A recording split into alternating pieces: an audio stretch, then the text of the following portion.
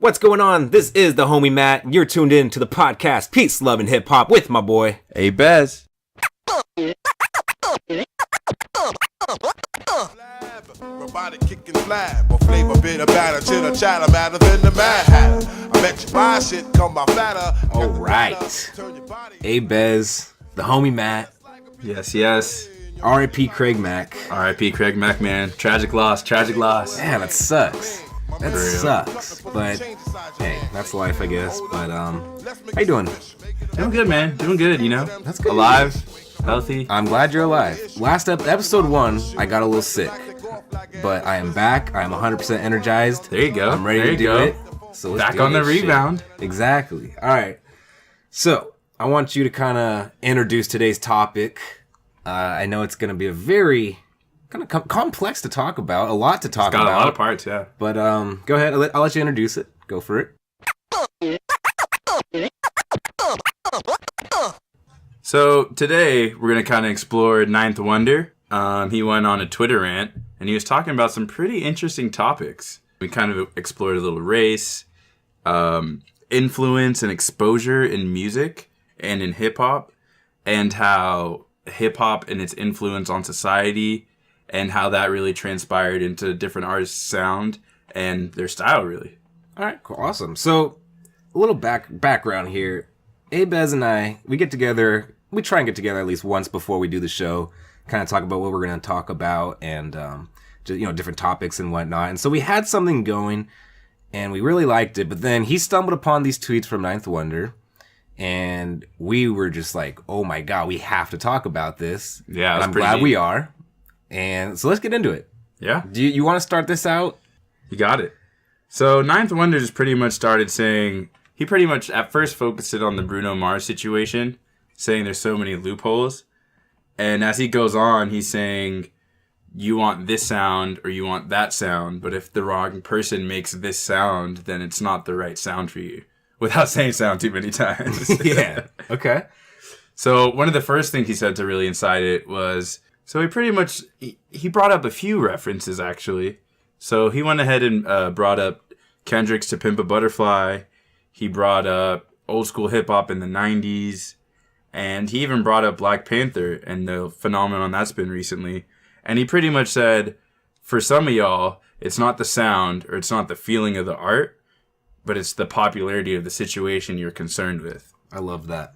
Yeah, and I really like that. And I was like, wow, that's actually really interesting. Because you think about what people like, and it's like, do you actually like the content, or do you like it because it's gone mainstream? That's very prevalent for today's rap. Yeah. That is very prevalent. That's real. I think a lot of today's rap is who can make, the best banger. No one's focusing on the craft of hip hop. They just want to rap. And I even say rap very loosely because a lot of these people, they're not really rapping. Yeah. I mean, in all honesty, saying Gucci Gang over and over and over, I'm sorry, that's not a rap song in my book. Yeah. And it's crazy with this new rap or the new style of hip hop. It is 95% based on the beat. And what people are picking up is, oh, does this beat sound good? And if they like the beat, they hear the heavy drums, heavy bass, then they're already 70% of the way to liking the song, Once you're there, you just need a phrase of 3 or 4 words and you're good. Yeah. So, well, I have a question. I'm going to kind of steer a little off, but why do you think these new rappers, this is the new thing, why are these new rappers getting praised? You know what I'm saying? Like, a lot of it's the older rap, they were focusing on, yes, who was popping, when NWA came out, everyone's like, okay, like a new sound. When Tupac came out, when Biggie came out, Nas, Eminem, they were the hot thing. But the things they were saying was actually true hip hop. So why are people now switching over to this new style of rap? Why is this getting all the focus on it? Good question. I think it really comes from the way hip hop kind of has transcended, Ever since that Kanye era, that was like the backpack. I feel like that started the transition from gangster rap to kind of backpacks and polos. And then we started 2007 and 8 come, and we start drifting into the auto-tune, heavy auto-tune. And then from there, things got a lot simpler. It's a lot more simplified. Yeah. And that sucks. That really sucks. Because being like a real hip hop head, having to like really dig through new music to find like real hip hop it's kind of difficult. Mm-hmm. You know, I do stay with the same type of rappers. I stay with the same kind of rappers because I know they're gonna be, you know, for the most part, pretty what's the word I'm looking for? God damn it! Their sound, their style. Yeah, you know? it's all gonna. You know what you're gonna hear. It's gonna be real hip hop, and that's what I like to stay with. Mm-hmm. To hear about a new artist, it's like, well, they're probably whack. Like I automatically assume, they're whack. But that's like that sucks. Yeah, and it's weird because it takes you so much longer to comb through music, and it makes you so much more less willing to go and listen to new music. Like I remember back in the day, like when I'd find. Man, I used to live on Digital Dripped and hot hip hop. You know? Exactly. Like, every day we go on there. I was so excited for all the releases, and like I would be so eager and willing to listen to all these releases, even those artists I've never heard of. Yeah, and that exposed me to so much more music and hip hop that I actually still like to this day. And nowadays, I look at it and I'm like, you know, and I'm not trying to knock every artist. Like there are some who actually make some quality work, but I look at that and I'm like, I don't want to listen to any of this. Yeah, it's disappointing for sure. Another tweet I want to kind of talk about that Ninth Wonder tweeted. He said, quote, "We are now fighting for space in a mainstream culture when during that time, the 80s, 90s, we were mainstream all along. We were being studied and we were also influencing." That's huge. That really stood out to me. Mm-hmm. That has a lot of meaning, a lot of background to it. So much context behind it. Yeah, I mean, what do you think? What do you take from that? You know, I honestly find it like so true, and it was honestly such a eye-opening shocker when I read it. Because at first, like, when I read it, I understood, oh damn, that's real. But that's not something I would have assumed if it wasn't presented to me. Yeah. I'm reading this over, so I'm kind of sidetracked. But it says, "We are now fighting for a space in mainstream culture." That line right there stood out to me because it's right now, like we were just saying, rap is popular right now, but for the wrong reasons. Mm-hmm.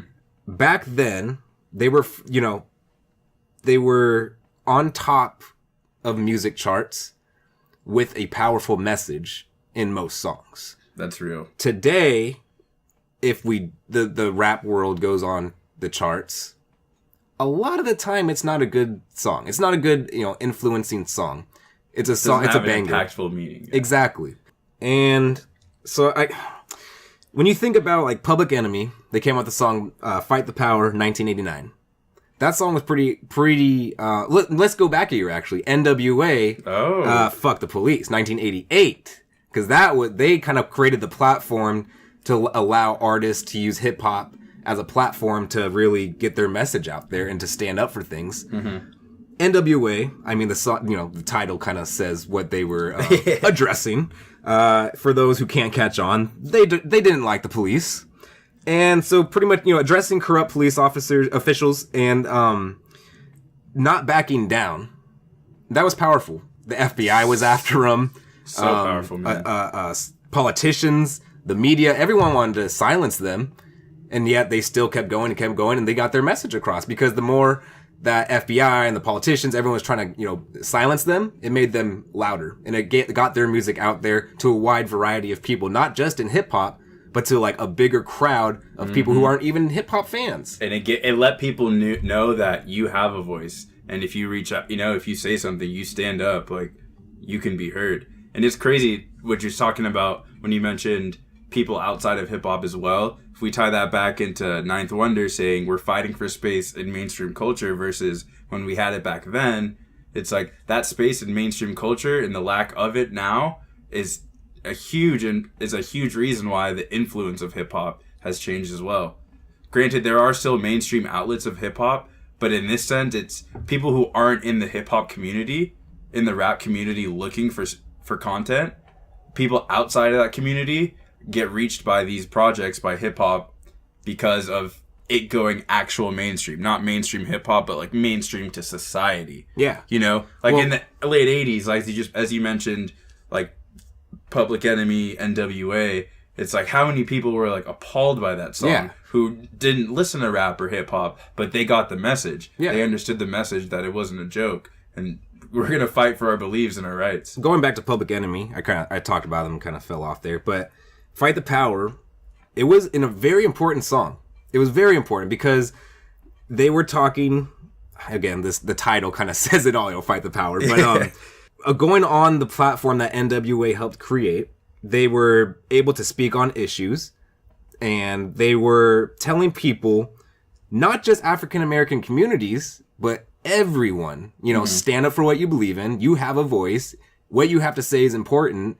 Don't let anyone silence you. And that's huge. I mean, people might just say, oh, this is a song. It's a rap song by these guys who just want to, make money. But it's like, no, there's so much meaning behind these songs.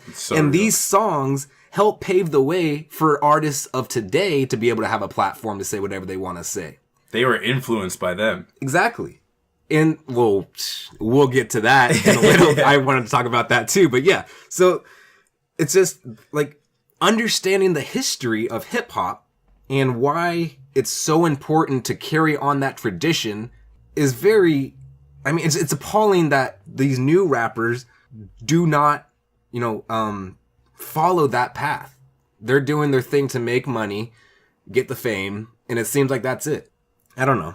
It irritates me because a lot of people think of hip hop and they don't understand why people like me are so passionate about it, because this is an art.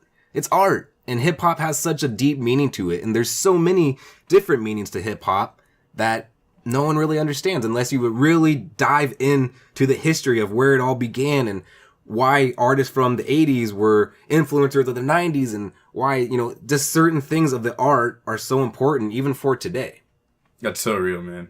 That you really, giving the fact that hip hop and those songs really showed people who thought they didn't have a voice, who thought they didn't matter. They reached out to communities that weren't, didn't have that example or that role model. The fact that it really instilled the value of you have a voice, your opinion matters, was such a huge deal. Exactly. And kind of going back, today's, I don't even like to call it today's hip hop because a lot of it's not hip hop, it's just rap, but today's rap, it's just entertainment. That's all it is. And it's so disappointing, but it's entertainment. It's no longer an art form. Very few artists have that quality of art in them. The Kendricks, the J. Coles, artists who talk about relevant issues, they get overshadowed so quickly by the little pumps, the little Zans, the little penises, whatever they're called. And they just, it gets me so frustrated because there are so many issues going on in this world that can be addressed on such a powerful platform. Of course. Yet they're choosing to display it in such a ridiculous, stupid way. Especially if you think about today's age, when you could reach everybody through their phone on social media.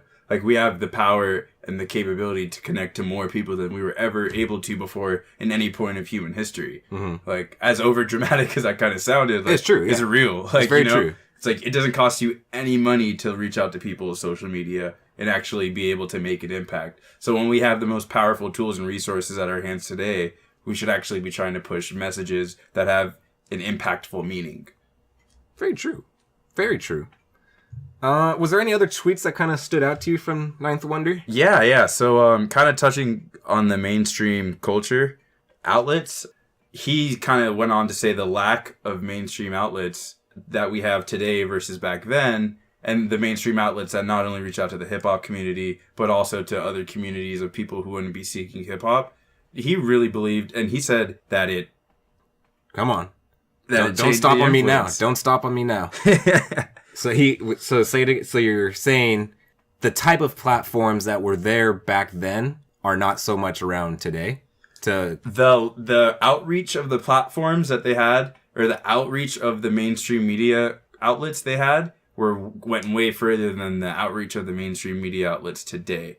Back then they reached out to way more people than just people seeking hip hop in the hip hop community. Yeah. They reached out to the whole mainstream society, mass society. Yeah. And that really kind of played into the influence that hip hop had. And I'll quote one of his tweets here. He says, "Influence. For all the kids that grew up with me in the era of post-segregation, for every 40-year-old white, Puerto Rican, Asian, and any other ethnicity you can think of to know about all the same music from Das Effects to New Edition to Guns N' Roses. So he even expands that, like, this isn't even just like a hip-hop issue or a hip-hop topic in this, as far as influence goes. It was like those artists, they reached people outside of their genre. Like, people who were listening to hip-hop and seeking hip-hop knew Guns N' Roses. They knew New Edition, you know? He's talking about that large mass cultural influence that hip-hop had. So do you think, because obviously times are different now from back then, do you think social media has an effect on the way that these artists are reached at? So explain a little more. Back then, you know, they didn't have Instagram, YouTube, and all that. You went to the record store. You watched TV. Yo, MTV Raps. Exactly. But so I'm saying everyone had a limited things to see their favorite artists.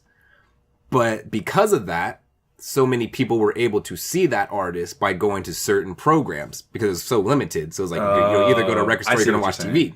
Nowadays, it's like, okay, well, you can go on Instagram, you go Twitter, Facebook, YouTube. You know, there's all these different platforms. The video's on demand to you versus you could only watch it when Yo MTV Raps was on. Exactly. That's a really good point, actually. Yeah, because so if you have a favorite artist, let's say you're a newbie, I say newbie, but a newer generation type person who's interested in Lil Pump. Yeah. So you're going to keep researching Lil Pump.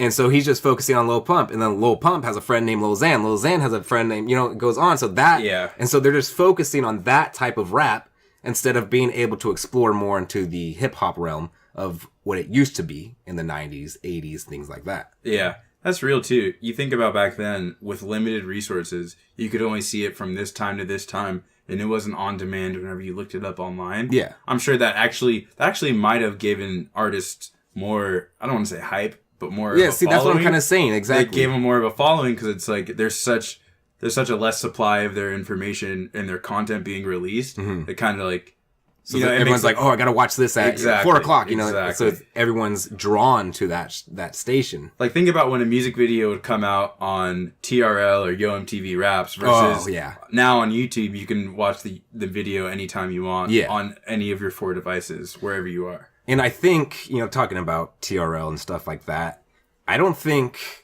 places on TV are really giving the true hip hop its well-deserved notice right now. Mm-hmm. I think the TVs, which I understand for views, it's the business side of it, they're gonna play the people who are popping right now. They're not gonna show real hip hop. Yeah, they're gonna show what's most popular. Yeah, exactly. You're telling me are they gonna show who's a real underground artist right now that I can't think of a good name right now? Evidence. He just dropped an album, whether or not. Are they gonna show Evidence? Or are they going to show Lil Yachty? They're going to show Yachty. Exactly. Evidence is a dope rapper, but he's not as mainstream as Lil Yachty. Yeah. Lil Yachty just dropped, whatever the fuck it's called, Boat 2 or whatever. 2. And then Evidence just dropped his album, whether or not.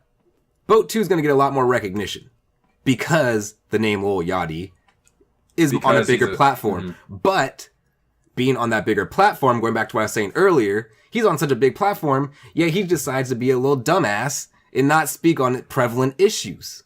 And that's real. And I feel like a lot of newer artists today don't speak on any impactful issues or try to make an impactful influence to society, so to speak.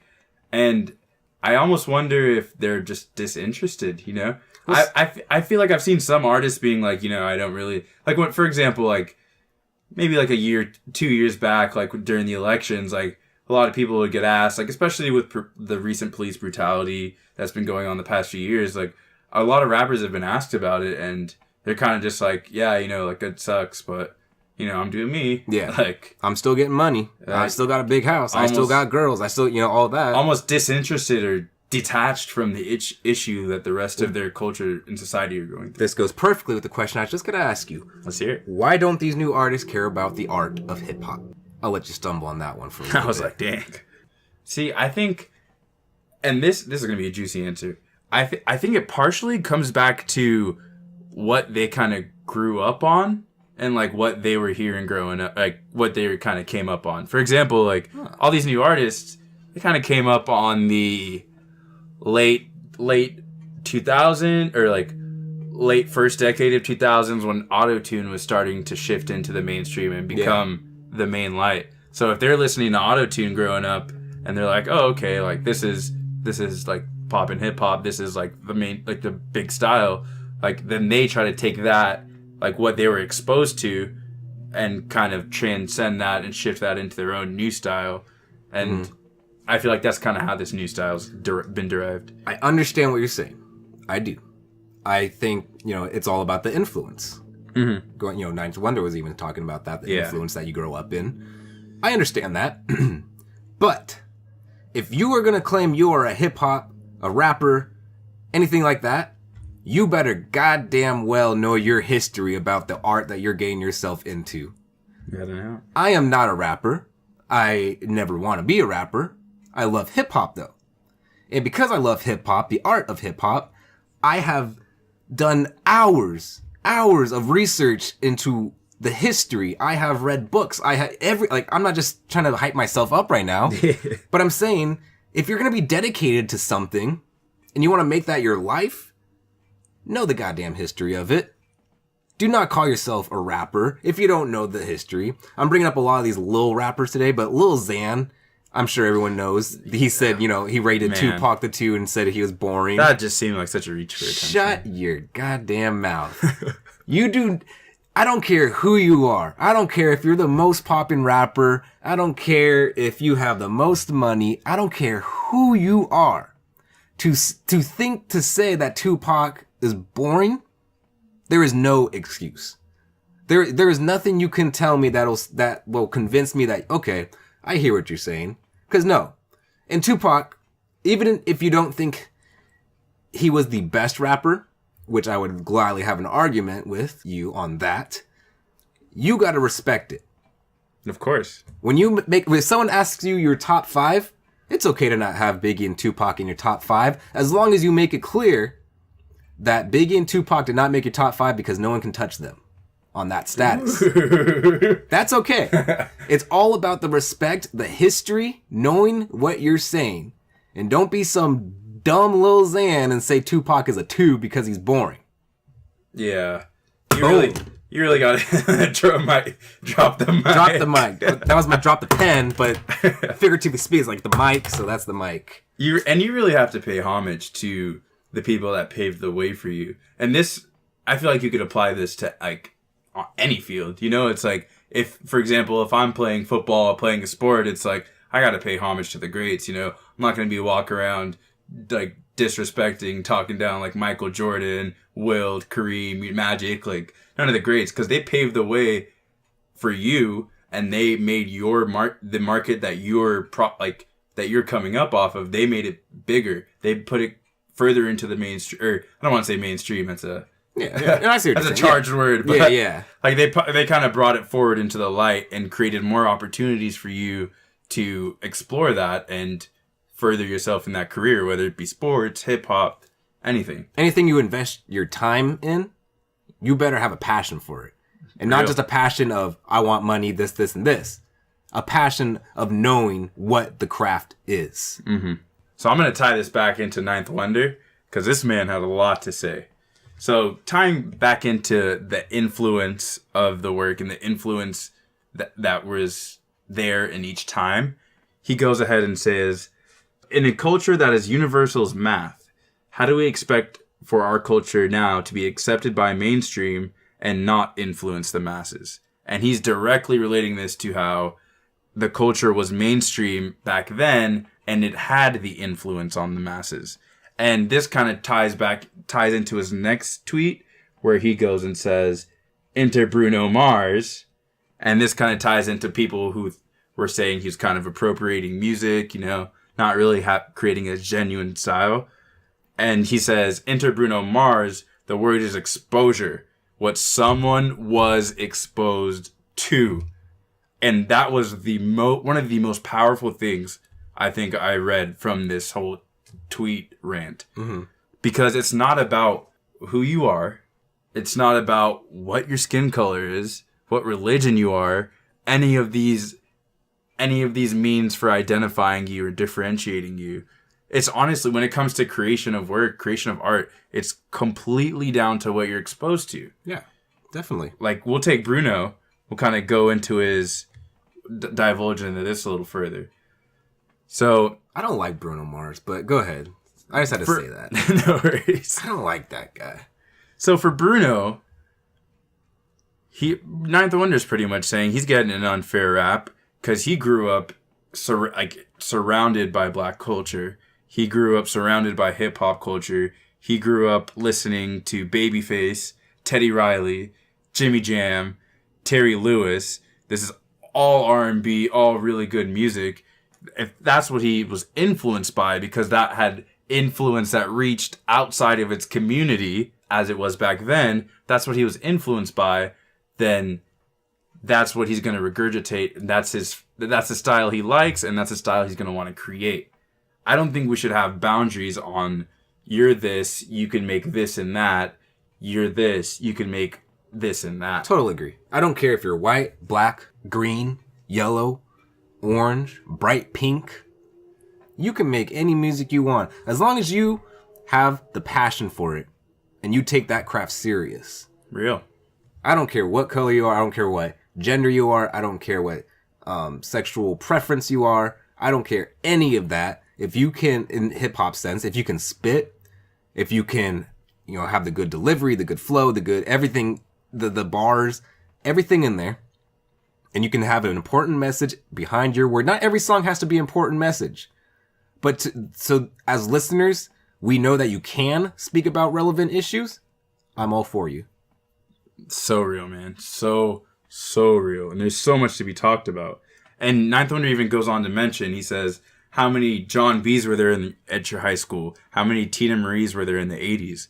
Kind of referencing these popular figures that weren't the stereotypical build or look of what you would expect for that genre, but they still made great quality work, and nothing should be taken away from them because that they don't look like what that artist should look like, in a sense. Like, if someone grows up in New York and they're not Biggie looking, they're not a New York rapper looking, but they were exposed to all of that music growing up, and all that music has such a huge influence on them.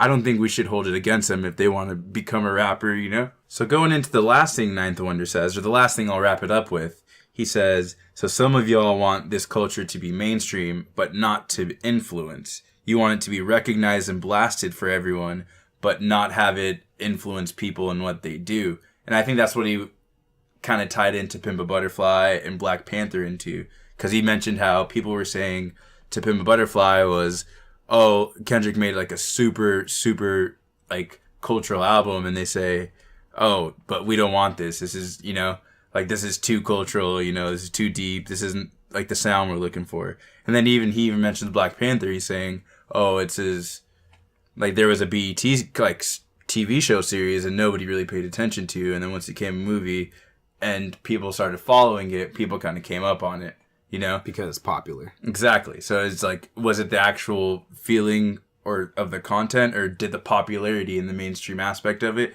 kind of roll up into that? Going back to that Kendrick statement saying how, he made a very cultural album and people kind of knocked it. Like, they liked the Black Panther, but then when To Pimp a Butterfly came out, people were like, this is very cultural. Like, some really liked it, but some were like, it's too, like, quote unquote black. Yeah. If you don't like a project and you're a hip hop, passionate hip hopper, I don't know if that's a word. Hip hopper. If you don't like a project, that's fine. You're entitled to your opinion. Always. You're not going to like every single project. Even from your favorite artist, you're not going to like every single project. Don't knock it to the point in which hip hop starts to be divided. Because the more we knock on projects that seem to be that could be very passionate, artistic, and have a good meaning to it, if we keep knocking those types of projects aren't going to be made. More, I swear to God, it's the last time I'll say it, the more little pumps, more little Zans and little penises will start making their music because people like it. So if you don't like a project, that's fine. But don't keep knocking it till hip-hop is divided, and we keep going and searching for real hip-hop, which is hard to find. That's so real, man. And even going back into the culture thing real quick, people are saying, so Ninth Wonder is saying you want it to be mainstream but not to influence. But back then it was mainstream and it influenced and it exposed so many people and it put so many people in the culture. So really there's a disconnect between, people could accept, be influenced by the culture, be exposed to it, and, kind of regurgitate it in a sense, where now, obviously, there's a lot more pushback when people try to regurgitate the culture. That's why you're seeing that with this Bruno Mars reference, and people are saying, 24 Karat Magic's too black of a song for him, but it's like, you don't know where he grew up, you don't know where he's from, Yeah, exactly. I agree. And all in all, finishing comments, do you have any? So, pretty much, man, Ninth Wonder, you really kind of blew the top off with this one. This was something I read through, and it made me think for a good, quick second. But it really comes down to trying to get mainstream influences that are impactful. And the key word in that is impactful, because it can be mainstream and it can influence and it can reach people outside the hip-hop community. But if it's not really impactful and it's giving a negative name and connotation, then it's not really helping the cause. If you haven't seen Ninth Wonder's tweets, go check them out. Yeah, definitely. They definitely gave me a good perspective on things. And there's a lot we cut out too. We kind of just touched on a few highlights. Yeah. But there's a lot of good stuff in there. Yes. So follow Ninth Wonder. If you have not seen the tweets yet, go check them out. Yo, thanks for listening to our podcast, Peace, Love, and Hip Hop. We'll be posting a new podcast at least once a week. Hey, maybe even more. But while you wait, make sure to follow us on Twitter, Instagram, subscribe, and like this. As I pack this bowl, Abby, can you give us our outro? You got it. Stay up, stay lit, stay alive.